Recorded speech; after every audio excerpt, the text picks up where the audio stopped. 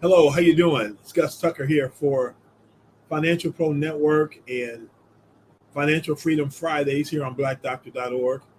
And today we're going to be covering part of the 8 financial breakthroughs. We're continuing to work through the book, the 8 financial breakthrough book, and we're on breakthrough number 6, shaping future income.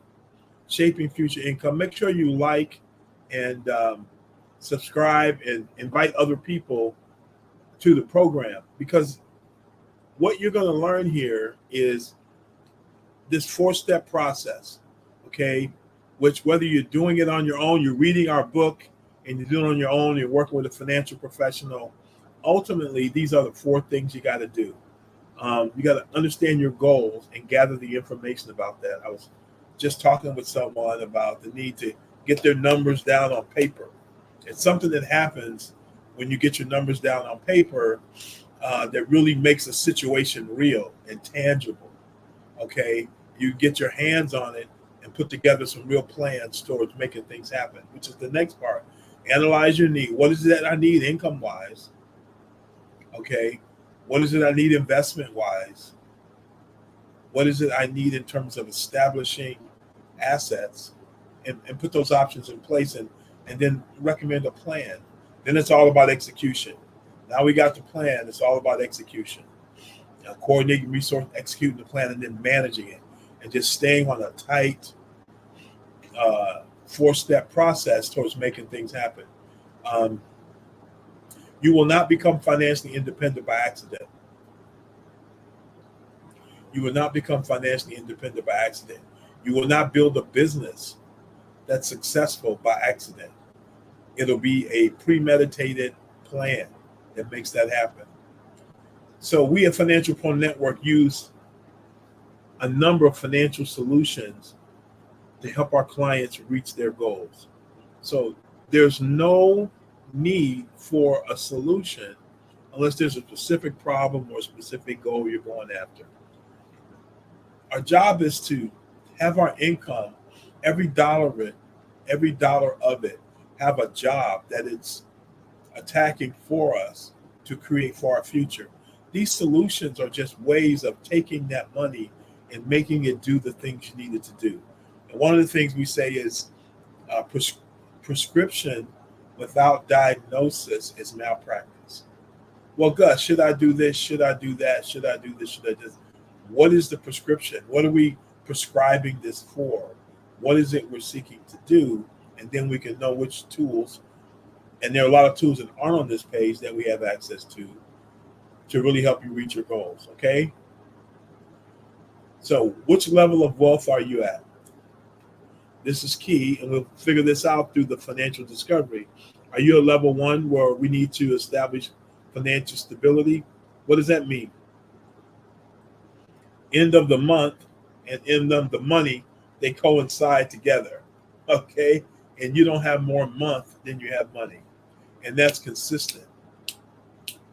That's consistent month after month after month after month.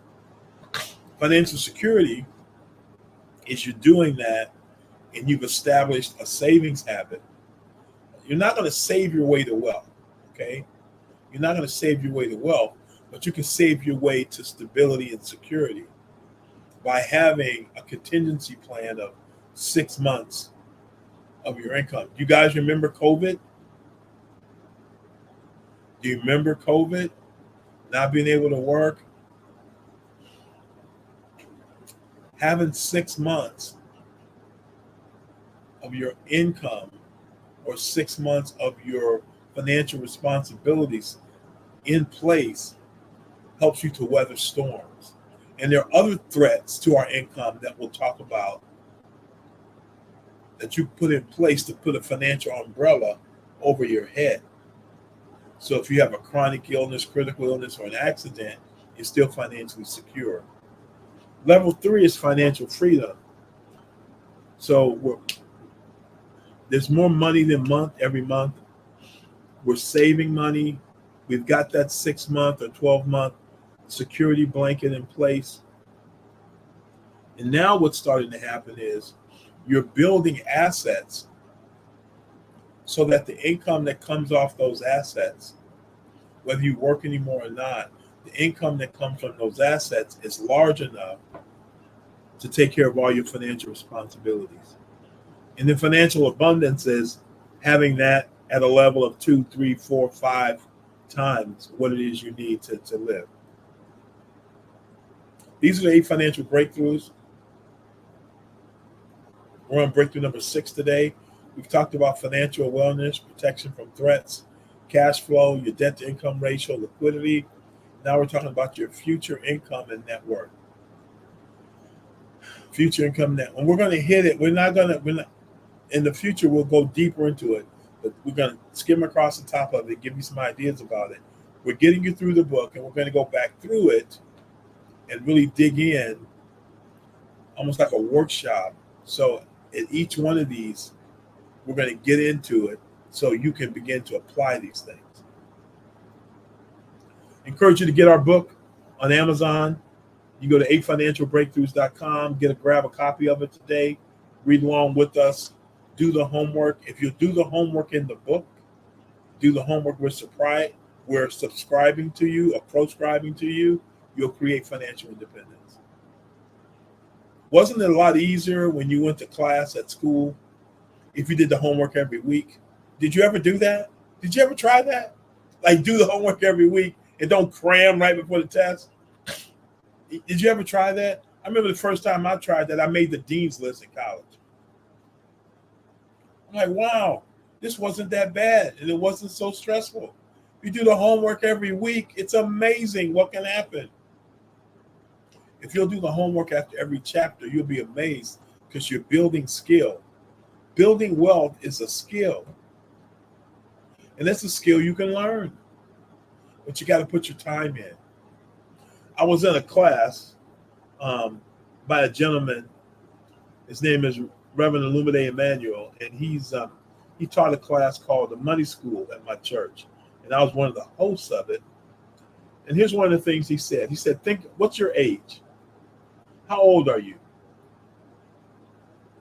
And he said, "Whatever you want to master, you need to read at least that many books on that subject."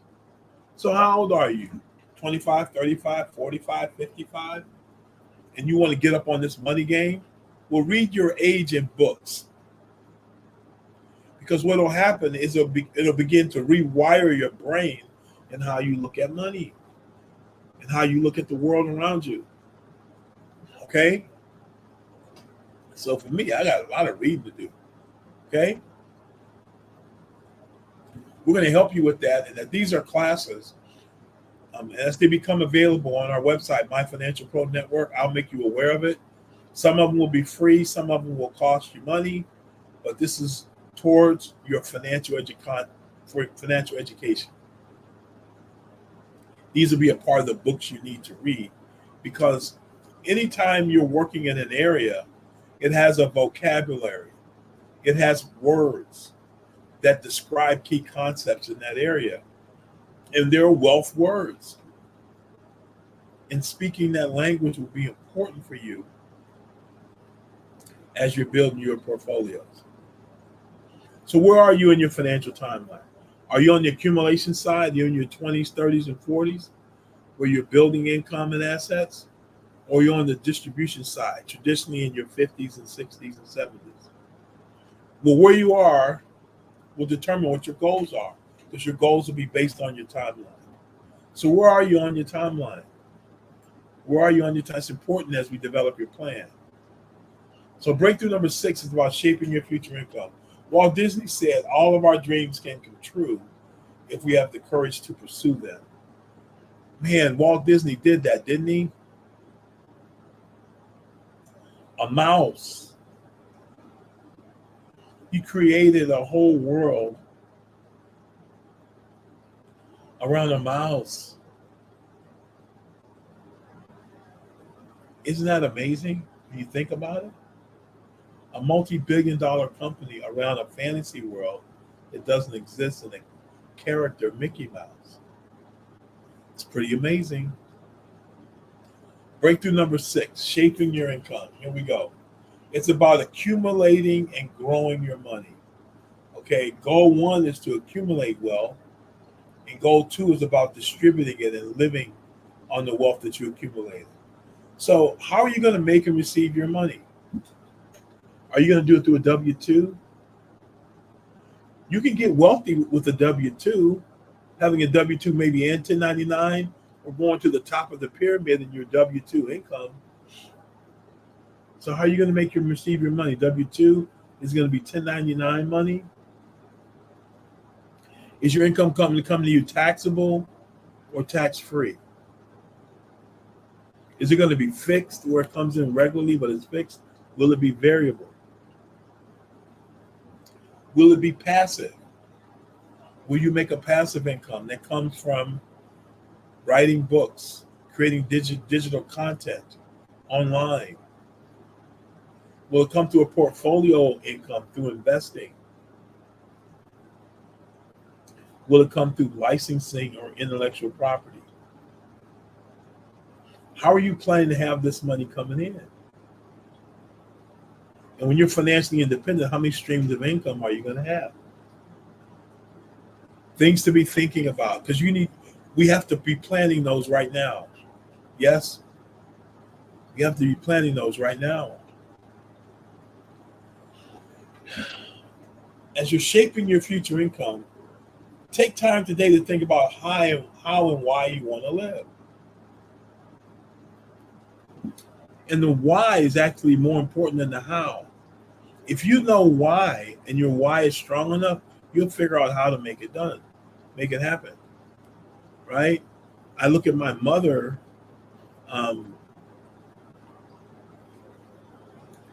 She had 2 children, and her husband passed away. I was 2.5. My brother was 1 year. It's 1960, and he was a black woman with a high school education, with 2 boys under 2 years old. How did she make it happen? Well, she had a why. She's looking at our 2 little faces and like, I don't have a choice. I got to figure this out. And she did, and gave us a great lifestyle.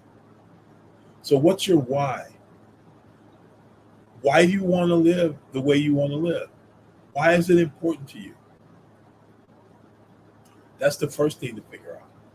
The next thing is the how. But what's your life purpose? At the end of the day, why do you think God put you here on the planet? What problem are you here to solve? And how are you going to make a difference? Taking your gifts and ability, applying them in the marketplace and making a difference for people. What is your life purpose? Because your life purpose was a clue to how you're going to create value for other people. Where do you want to live? Where do you want to live? My wife and I are planning in November of 25. We're looking at 4 different areas. We're in Chicago. In November of 25, we plan on looking at 4 different areas to live where it's warm, so we can stay warm all year round. You know what I mean? We're going to keep our home here in Chicago and pick up one somewhere else. Where are you going to live? Near water, near mountains, near rivers, valleys? Where are you going to live? How are you going to educate your family? And yourself. You're a part of the family too. How are you going to educate them? Where are you going to travel to? I know we're getting together next weekend with our kids to talk about a family trip for next year that we're going to make a tradition. So where do you want to travel to? What do you want to see? Man, there's a lot of stuff to see. It's a lot of stuff to see. Do you have a passport? Does it have any stamps in it? Let's get that passport stamped. Automobiles, one, more than one? What's your dream car? Philanthropy. Who are you going to give money to? Who are you going to give money away to? What causes?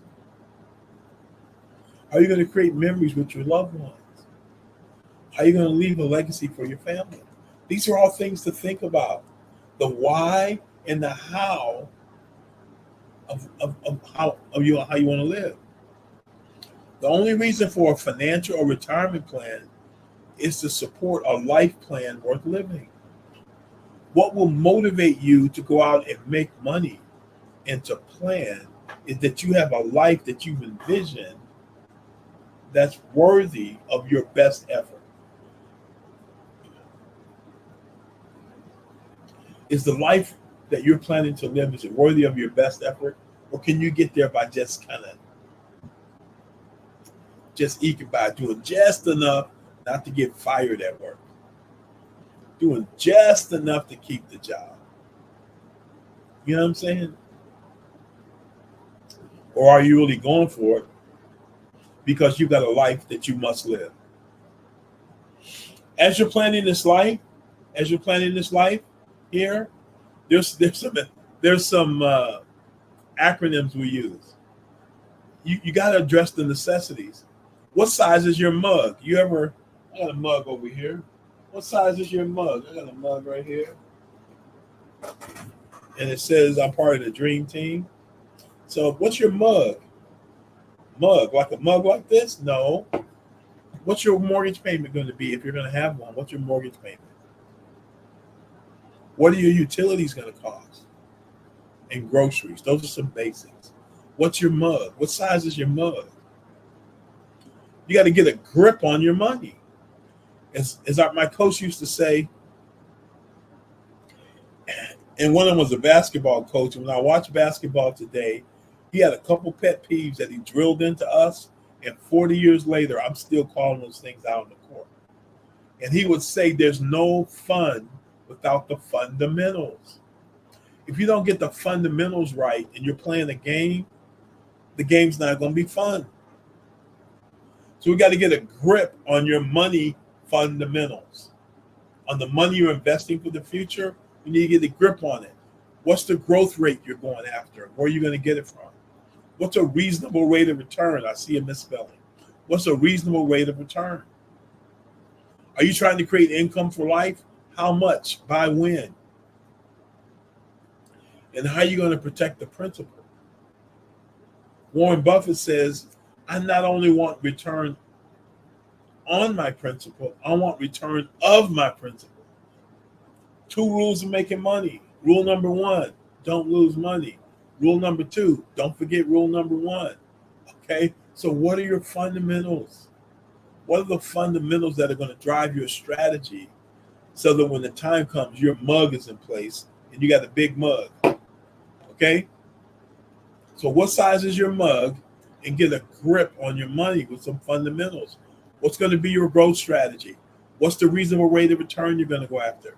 How are you going to create income for life? And how are you going to protect the principal so you don't lose the golden goose that's shelling out the cash?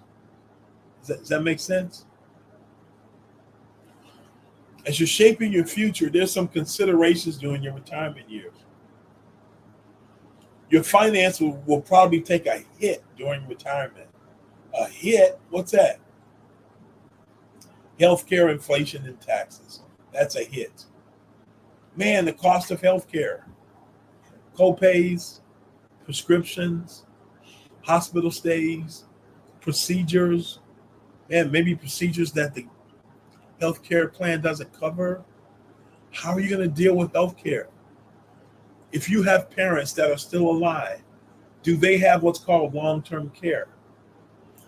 Like through some sort of financial product? Because if they don't have long-term care, guess what their long-term care plan is? You. You're the long-term care plan. Okay? My mom lived with me for 15 years. The last 5 years, we were her caregiver.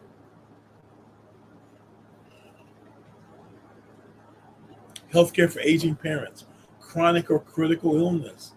A chronic illness is not going to kill you, but it's going to require some kind of maintenance program for the rest of your life. Or some kind of critical illness, heart attack, stroke, cancer, something like that. And even accidents can cause you to be going to the healthcare system. So you got to cover those healthcare expenses. Inflation. Historically, inflation has been 3% or greater. Now, there's something called the rule of 72. Okay, the rule of 72. And it says if you take an interest rate and you divide it in 72, it tells you how long it takes things to double. So let's say inflation was 3%. I believe most years it's higher than that. Let's just say it's 3%. 3 goes into 72 24 times. So check this out. Let's say you're a parent, you have a child, and you want to pay for their education. And when they're born, college costs one thing. And when they're 18, 18 is 75% of 24. So it's not going to double, but it's at least going to go up by 75% over your lifetime while you're saving money. So if you're not dealing with inflation, you'll never catch up with the cost. Now, there's some other strategies for doing that, but just that's the idea, that costs are continually going up.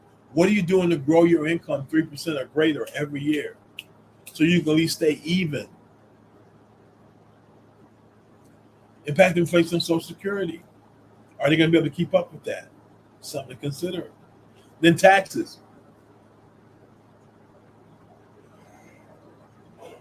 If we work together, our goal is to create a tax-free income for you. That when you retire, your income comes to you in non-taxable cash flows. So you can say cash flow or you can say income. There's a difference.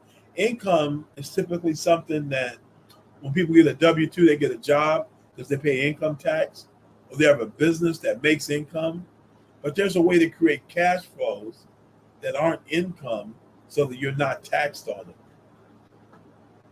So what if you could have tax-free cash flows when you're retired? Would that be cool? When you can at least afford to pay taxes, you don't have to. So we have to navigate taxes to ensure you have enough money to create your imagined lifestyle.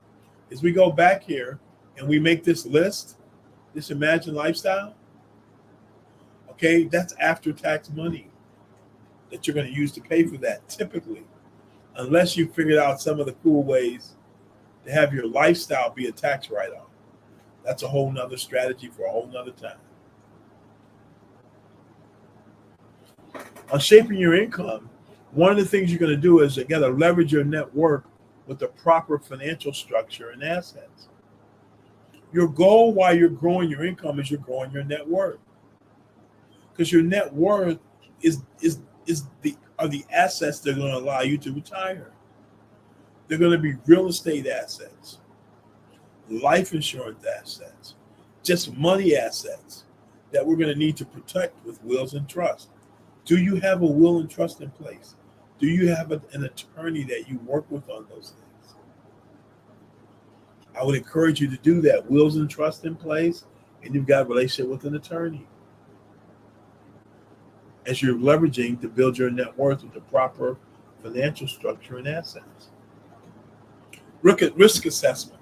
Typically, as you get older, you have to manage your risk while you're creating income, right? Because you don't want to be losing money and at the same time taking money out those accounts. So let's say your money's in a 401k and the 401k goes down and you're retired. Now you're taking money out of an account that's going down. What does that do? Double speed up how fast your money goes. So this proper level of distribution is key. Managing risk is key. And understand this concept of sequence of returns. If we had a time horizon and the overall interest rates were the same during that 20 years, they experienced the same interest rates for the same period of time. But if one of them, all the losses are up front versus the losses being at the back end, your income comes out totally different because you got to go down to go up. And when you go down, you got to do twice as much on the upside as you did the downside just to break even. So understanding sequence of returns or investment volatility is key. It's key. So how are you going to manage through that? We encourage you to develop a relationship with a financial professional. Develop and discuss your plans. That person is a trusted ally for you. And along with that person, develop your A team, the asset team, the people that are going to help you manage your assets. Attorneys, real estate people, your will and trust person, your financial person. Have them all be able to get together and know who one another is so you can work together. Okay? All right. So what's the homework? 1, how do you see your future lifestyle unfolding? Write it down. Where do you plan to live? That's why I'm saying November 25, we got 4 places that we're considering. We're going to rent there first before we buy something. What's your passion in life? Down the road, you may not want to do whatever you do for work right now. Hopefully your work is your passion as well. If you're so fortunate to have that be the case, then you're not really retiring. Just shifting your lifestyle. But what's your passion in life? And could that passion, as you see a little bit later, create income as you pursue it? Your passion project. Could it make you money while you're in retirement? Something to think about. How much risk do you feel comfortable taking with investing in your future? You need to be clear on your risk tolerance. That's why you can't compare plans with other people, because they're totally different people than you. Okay? So will the rule of 25 or 4% withdrawal rate work for you? That's a recommended withdrawal. You have a lump sum of money. You don't take out more than 4%. And some people will tell you 3% to live on. So how much money do you have to have saved to live on 3% of a number? It's 3% of 100,000 is 30,000. 3%. You understand what I'm saying? So you want to look at what do you need to have in place, right? Because 3% of $1 million is 30,000. So how much do you want to retire on? 100,000, 200,000? Do the numbers and see how much you got to have racked up in assets, okay? And that's the question. What asset level do you need to provide your imagined lifestyle? Get with your financial professional. They can help you figure that out. Because one of the things we may need to do is ramp up how we're making money and the amount of money we make. Because the first part of financial literacy is not how to manage your money, but how to make it. Because if you don't make it, you don't have anything to manage. So the first thing you want to learn in financial study or financial literacy is how do you make money? To make most money you can the fastest. And schedule time with your financial professional on your A team. So you guys can have a plan on paper that's written on together to make sure you're straight. Nelson Mandela, there's no passion to be found in playing small and settling for a life that is less than the one you're capable of living. Are you playing small? Are you playing not to lose instead of playing to win?